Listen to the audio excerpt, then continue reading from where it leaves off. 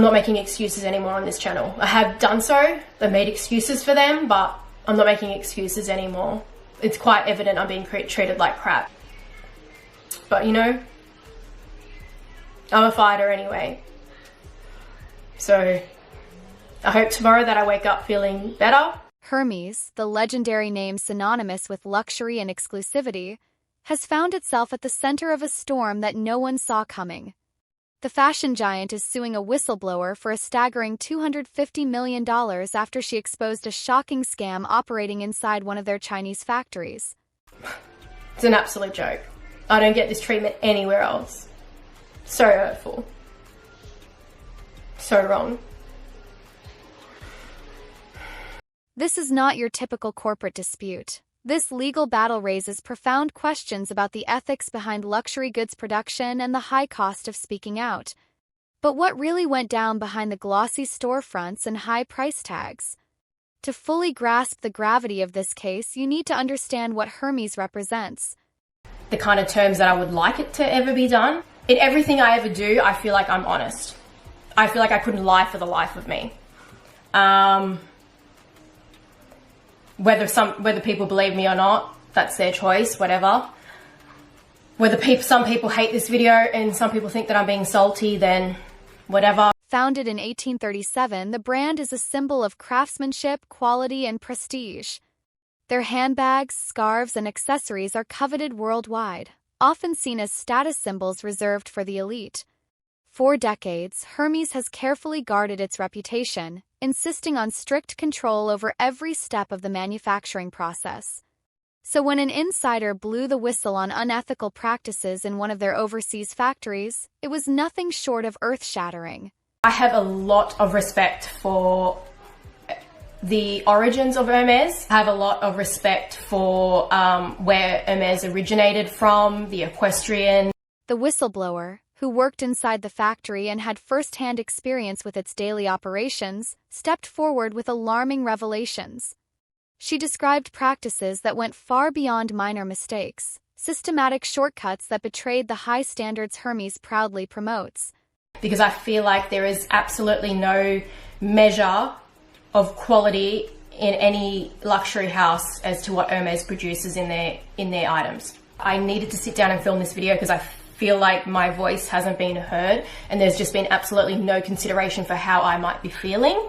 According to her account, the factory wasn't just failing to meet expectations. It was deliberately using substandard materials, passing off cheap counterfeit leather as the genuine article that Hermes customers pay a premium for. This wasn't simply about quality control issues. It was a breach of trust that cut to the heart of the brand's identity. But it didn't stop there.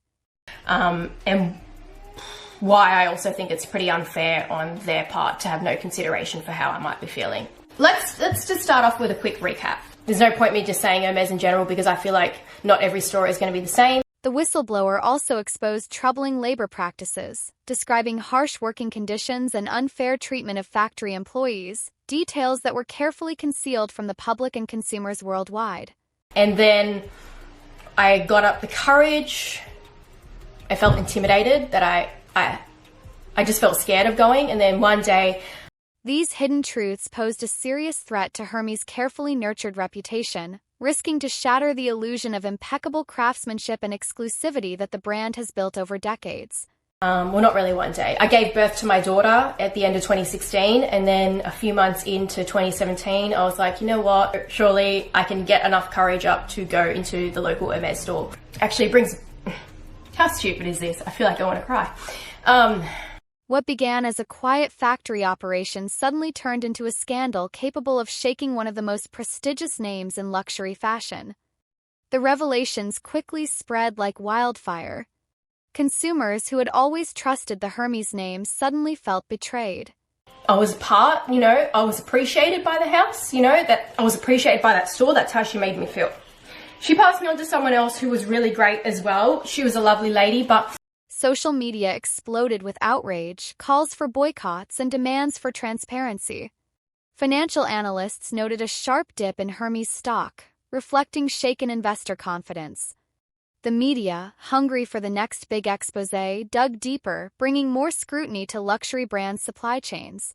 You know, it all started with her making me feel comfortable to go into the store. Let me just say I've had another child since that, and I didn't have postnatal depression again. I've overcome that, and I feel very proud.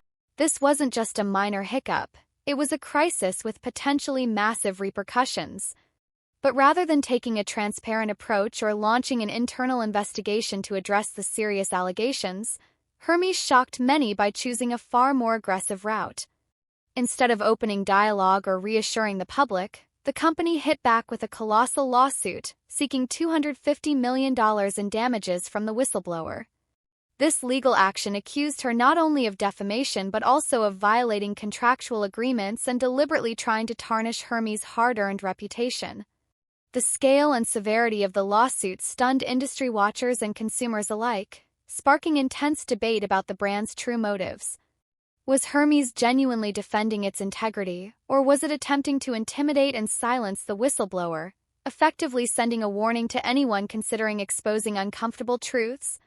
This bold move raised uncomfortable questions about how far luxury corporations might go to protect their image, and at what cost to transparency and accountability.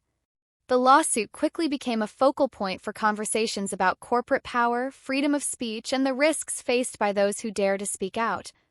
This lawsuit paints a vivid picture of a company prepared to go to extraordinary lengths to defend its brand and safeguard its image in the eyes of the public and investors. On the surface, it could be seen as a firm stand against what Hermes claims are false accusations. However, critics warn that beneath this aggressive legal strategy lies a much darker reality. Many argue that Hermes' lawsuit serves as a powerful tool of intimidation, sending a clear message to current and future employees that speaking out against the company's practices could lead to devastating consequences. Industry insiders and legal experts speculate that the enormous $250 million claim isn't just about recovering damages. It's a calculated move designed to overwhelm the whistleblower financially and emotionally, pressuring her into silence. This tactic, often called a slap suit, strategic lawsuit against public participation, is controversial and raises ethical concerns about how corporations wield their power to stifle dissent.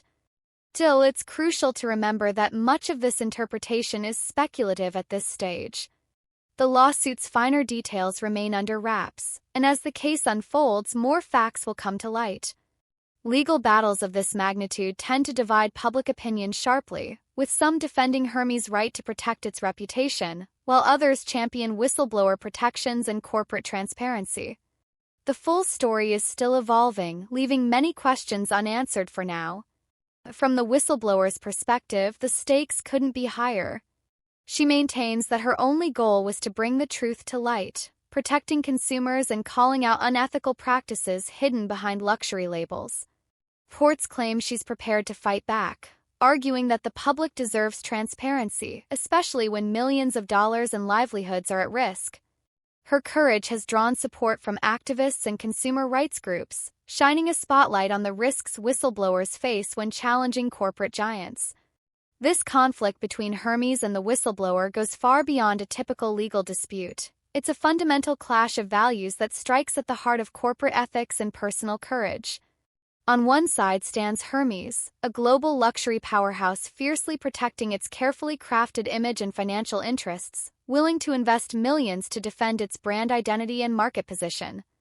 On the other side is a lone individual, the whistleblower, who has put everything on the line, her career, her reputation, and her future, simply to reveal what she believes is the truth about unethical practices hidden deep within the company's supply chain. This stark opposition raises powerful and uncomfortable questions. What happens when the pursuit of truth collides head-on with the relentless drive for profit? Who has the authority to determine what information should reach the public eye, especially when that information could potentially harm a lucrative business? And perhaps most importantly, how do we balance the rights of corporations to protect their interests with society's need for transparency and accountability? This battle is a vivid reminder that behind every headline and lawsuit lies a deeper struggle over values, responsibility, and the power dynamics that shape the stories we hear or don't hear about the companies we trust. The implications of this case reach far beyond Hermes. It raises urgent questions about the luxury industry's supply chain transparency.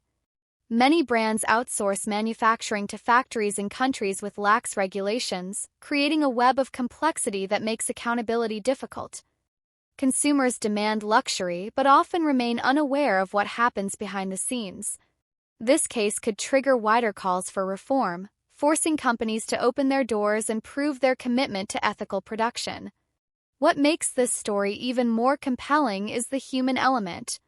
The whistleblower is not just a figure in a legal dispute. She represents countless workers caught in the crossfire of globalized production and high-stakes branding.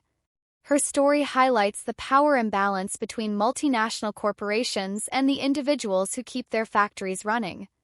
It reminds us that every luxury handbag has a story, sometimes one we're not ready to hear. Looking ahead, this lawsuit could set a precedent for how whistleblowers are treated in the luxury sector. If Hermes wins, it might deter others from speaking out, reinforcing a culture of silence. But if the whistleblower prevails, it could encourage transparency and reform, pushing brands to take responsibility for every link in their supply chains. At its core, this saga invites us to reflect on what luxury really means in today's world. Is it just about status and price tags? Or should it also stand for ethics, transparency, and respect for human dignity?